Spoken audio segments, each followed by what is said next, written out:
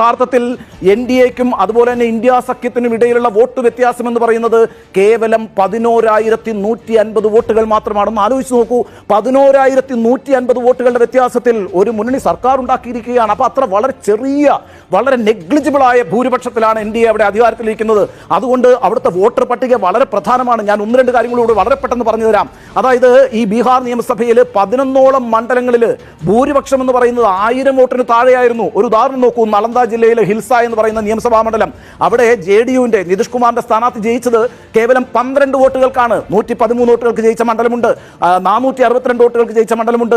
ഏതാണ്ട് close contest നടക്കുന്ന 40ഓളം മണ്ഡലങ്ങൾ ബീഹാറിലുണ്ട്. അപ്പോഴാണ് ഈ 65 ലക്ഷം വോട്ടർമാർ പുറത്താക്കപ്പെടുന്നത്. അതും പ്രതിപക്ഷത്തിന് വലിയ പിന്തുണ നൽകുന്ന ന്യൂനപക്ഷ വിഭാഗങ്ങളിൽ നിന്നായിരിക്കുന്നു, ദളിത് വിഭാഗങ്ങളിൽ നിന്നായിരിക്കുന്നു. ഇത് മറ്റൊരു രാഷ്ട്രീയ ആശങ്ക കൂടെ ഉണ്ടാക്കുന്നുണ്ട്. അത് ന്യൂനപക്ഷങ്ങൾക്കിടയിലാണ് ആശങ്ക ശക്തമായിരിക്കുന്നത്. അത് ബീഹാറിൽ മാത്രം ഒതുങ്ങി നിൽക്കുന്ന ആശങ്കയല്ല, അത് രാജ്യത്തുടനീളം വ്യാപിച്ചിട്ടുള്ള ആശങ്കയാണ്. എന്താണ് ആശങ്ക എന്ന് പറയുന്നത്? തങ്ങളെ ജനാധിപത്യ പ്രക്രിയയിൽ നിന്ന് പുറത്താക്കാനുള്ളൊരു നീക്കമാണോ ഇപ്പോൾ നടക്കുന്നത് എന്ന് ബീഹാറിലെ മുസ്ലിങ്ങൾ വിചാരിക്കുന്നു.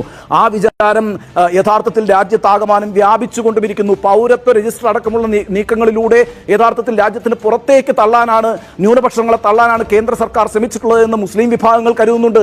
അതൊക്കെ ഒരു സമരത്തിന്റെ ഭാഗമായി മാറ്റിവെക്കപ്പെട്ടിരിക്കുകയാണ്. അപ്പോഴാണ് ഈ വോട്ടർ പട്ടിക പരിഷ്കരണം വന്നിട്ട് താങ്കൾ പുറത്താക്കപ്പെടുന്ന ഒരു സാഹചര്യം ഉണ്ടാകുന്നത്.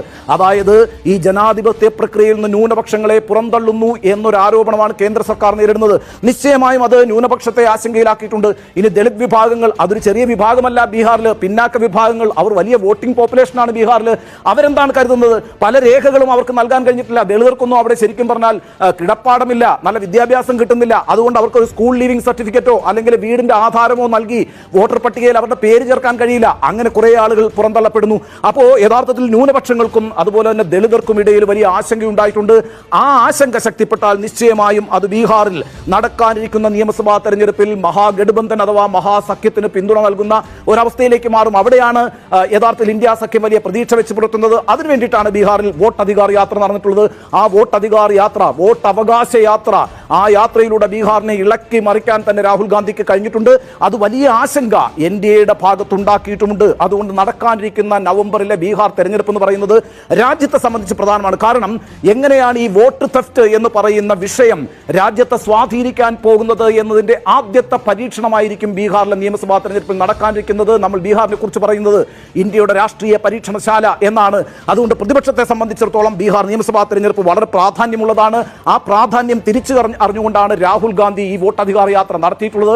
ആ വോട്ടധികാർ യാത്ര നിശ്ചയമായും ബീഹാറിനെ ഇളക്കി മറിച്ചിട്ടുണ്ട് എന്ന കാര്യത്തിൽ സംശയം